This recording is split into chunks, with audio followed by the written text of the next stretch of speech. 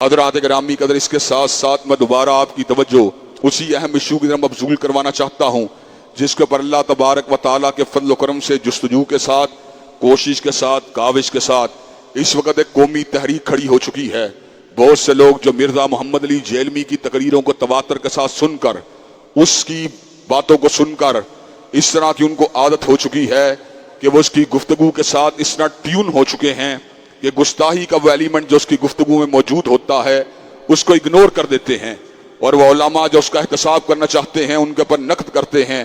کہ آپ ایک عالم کا احتساب کیوں کرنا چاہتے ہیں، اس کو کیوں گستاخ قرار دینا چاہتے ہیں۔ حضرات گرامی قدر، ملک کے اندر بہت سے مسالک اور مکاتب فکر کے لوگ موجود ہیں جن کے ساتھ ہمارے علمی اختلافات ہیں، لیکن کیا وجہ ہے ہم نے یہ روش یا رویہ کبھی کسی اور کے بارے میں نہیں اپنایا؟ اس کی وجہ یہ ہے کہ ایک بات ہوتی ہے دلیل کے ساتھ گفتگو کرنا، ایک بات ہوتی ہے اپنی بات کو چڑھائی کے ذریعے یا جبر کے ذریعے یا دھونس کے ذریعے منوانے کی کوشش کرنا، اور بات کا پرایا بھی اس انداز کا ہو کہ اس کے اندر اکابرین امت اور حیار امت کے اوپر مسلسل تان و تشنیع کیا جائے۔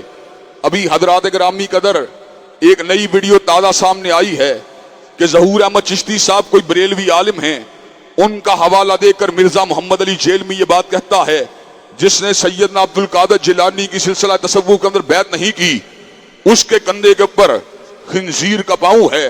اور اس نے کہا جس نے ولیوں کے ولی سیدنا علی المرتضیٰ کی بیعت نہیں کی اس کے اوپر خنزیروں کے خنزیر کا پاؤں ہوگا۔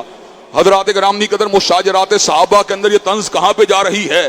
خنزیروں کے خنزیر کا پاؤں کا مطلب کیا ہے؟ سیدنا معاویہ کے کندھہ مبارک کے بارے میں کیا بکواس کر رہا ہے؟ سیدنا زبیر ابن عوام کے کندھہ مبارک کے بارے میں کیا بکواس کر رہا ہے؟ سیدنا طلحہ بن عبید اللہ کے بارے میں کیا بکواس کر رہا ہے؟ سیدنا عائشہ کے بارے میں کیسی ہرزہ سرائی کر رہا ہے؟ حضرات گرامی قدر، اس کی گفتگو کے اندر سوکیانہ پن ہے، اور صحابہ رسول کی عزت اور ان کی عظمت کو تسلیم کرنے کے لیے مادہ و تیار نہیں ہے، خود پسند ہے، گمنڈی ہے، کہتا ہے اگر میں اس دور کے اندر ہوتا تو پہلا یا دوسرا خلیفہ تو میں ہوتا۔ حضرات گرامی قدر ذرا غور کیجئے کتنی خود پسندی کی بات ہے۔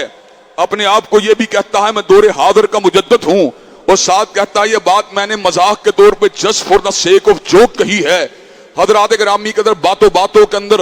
اپنی شخصیت کو منوانے کی کوشش کرتا ہے، اور علمی حالت یہ ہے روئے زمین کے پر کوئی انجینئر ایسا نہیں جو یہ بات کہے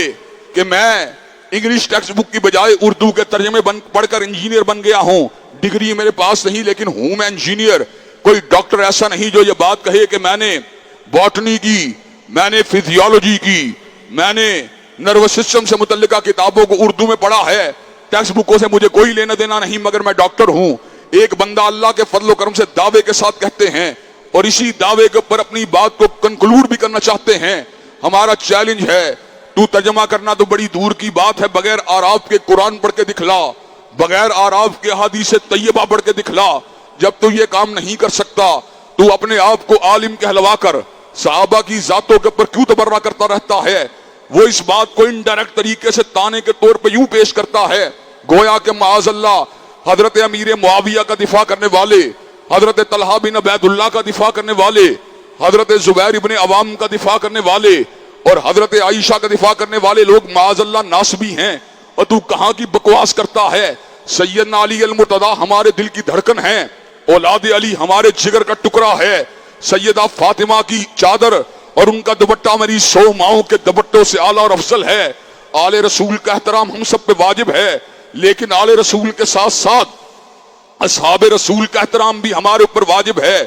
حضور کی تنہائی اور خلوت کے گواہ، حضور کی گھریلو زندگی کے گواہ اہل البیت ہیں، اور حضور کی بیرونی زندگی کے گواہ اہل البیت کے ساتھ ساتھ آپ کے اصحاب ہیں۔ اگر ہم صحابہ کی زندگیوں کو نکال دیں تو حضرات گرامی قدر حضور کی پوری زندگی ہمیں سمجھ میں نہیں آ سکتی۔